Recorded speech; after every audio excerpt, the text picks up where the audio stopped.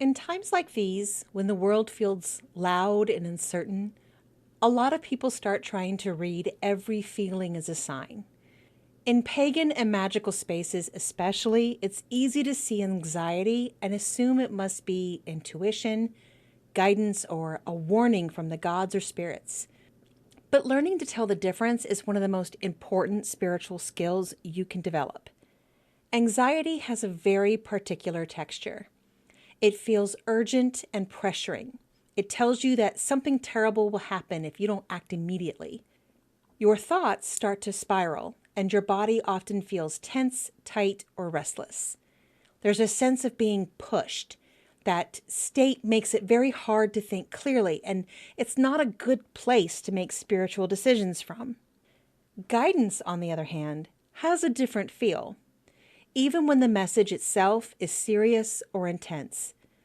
True guidance tends to be steady and calm. It doesn't rush you, and it doesn't threaten you.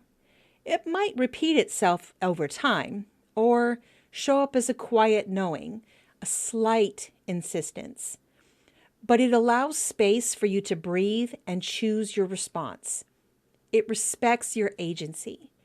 If you notice that what you're experiencing feels panicked or overwhelming, that's a sign to step back rather than lean in. Drink some water. Put your feet on the floor. Look around the room and remind yourself where you are. In animist and pagan worldviews, you are a part of a web of relationships, and that includes your own body and nervous system. Caring for your physical and emotional state is not separate from your spiritual practice.